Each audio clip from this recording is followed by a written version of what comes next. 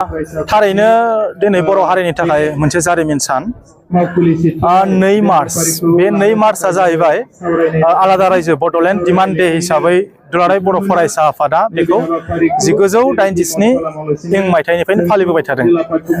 दा बेवहाय बाक्सा जिल्ला दुलाराय बर' फरायसा आफादा मिरु दुलाराय बर' फरायसा आफादनि बिथोन बायदिनो नैबे सुगुनबागता दख'रा एबसुनि मावखुलियाव जोङो सानसेनि हाबाफारि लानानै जोङो बेवहाय खुंनाय जादों। आरो हाबाफारि हिसाबै गिबि दङ दुलाराय बर' फरायसा आफादनि गौथुमारि फिरफिला बिरहोनाय। नैथि हाबाफारि हिसाबै जोंहा दङ बर'नि बिफा बड'फा उपेन्द्रनाथ ब्रह्मनि मुसुखायाव बिबार बावनाय। दा बे हाबाफारिखौ मावफुंनो थाखाय जोङो BTCLA नि मानाव गेदेर बुंथिगिरि सार कातिराम बर' बिथांखौ हांख्रायनाय जादोंमोन आरो बिथाङा बाहागो लाफैदों। दा बेनि उनाव जोंनि मुंख्लं बिथांमोनखौ गोसोखांनानै जोङो बिबार बावनाय। दा बिथांमोनखौ गोसोखांनानै बिबार बावनाय हाबाफारिखौ मावफुंनो थाखाय जोङो 62 नं बर'मा जथाइनि MLA मानाव गेदेर बिथां भुपेन बर' बिथांखौ हांख्रायनाय लेखा बिथाङा बाहागो लाफैदों।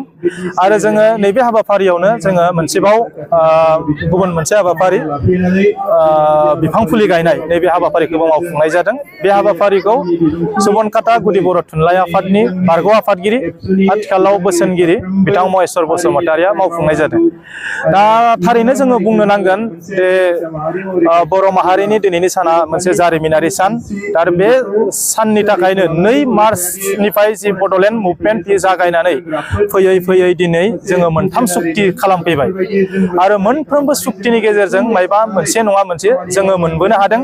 दा ओंखायनो जायफोर बिथांमोना आलादा रायजो बड'लेण्डनि थाखाय आन्दलनाव बारसोमनानै गावबा गावनि बेसेन गोसा जिउखौ दिनै फोजोबनानै लाबाय आरो हारिनि थाखाय बावबाय। दा बिथांमोनखौ जोङो गोसोखांदों आरो बिथांमोनखौ गोसोखांनानै जोङो दिनै खोब गोग्गानाय मोनदों। खारन बिथांमोननि दिनै बावसोमनायनि थाखायनो दिनै हारिया नैबे थासारियाव सफैनो हाबाय।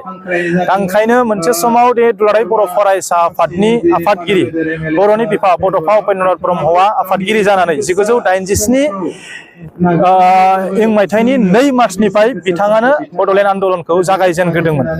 दा बिथाङा जोंनो माखासे लामा होलांदों, माखासे जोंनो भिजन होलांदों।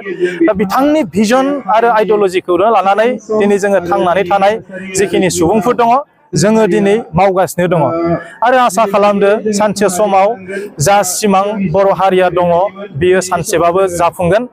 बेखौ जोंहा 100% जोंहा फोथायनाय दङ।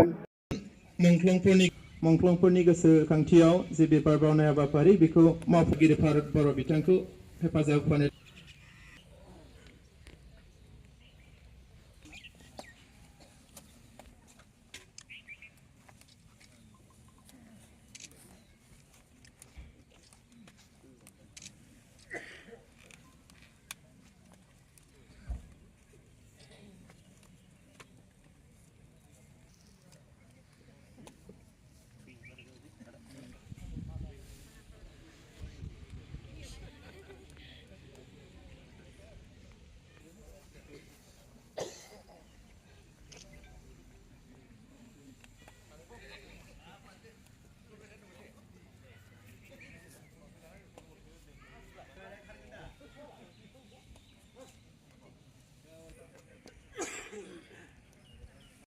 बर' फरायसा आफादनि फिरफिला दिखांनाय हाबाफारि बे हाबाफारिखौ मावफुंनाय जिल्ला आफादनि आफादगिरि बिथां बे मेलावनो फोरनो बिबार बावनाय बावजेनगिरि आलासि जोंनि 62 नं बरमा बियाबनि MLA मावफुंनो थाखाय हांख्रायनानै लाबोजानाय सुबनखाता गुदि बर' थुनलाइ आफादनि दख'रा दुलाराय बर' फरायसा आफादनिफ्राय बाहागो लाफैनो हानाय मानगोनां आफादगिरि लेङाइ आफादगिरि गाहाय नेहाथारिजों गुबुन गुबुन बिबाननि बिबानगिरि बिथांमोन आरोबाव दा ओनसोलनि गुबुन गुबुन फरायसालिनि जों लोगोसे लोगोफोर नैबे ओनसोलनि मानगोनां रायजो राजा नोंथांमोन आरो बे हाबाफारियाव बाहागो लानाय अनजालु फरायसा बिथांमोन जों माखासे मानि जुदि सावरायनांगौबा सल' बाथ्राखौ बुंनानै आंनि जि बे बड'फानि मुसुखायाव बिबार बावनाय हाबाफारि बेजों लोब्बा लानानै आं फंनैसो बुंनो नागिरदों। बिथाङा इयुननि जिखिनि दंमोन बिथांनि आलादा रायजोखौ सोमावसारनो थाखाय थाम थिम खालामदोंमोन आरो बे थाम थिम खालामनाय समाव दानगिरि मावथि बिथांमोना गासै मोन 29टा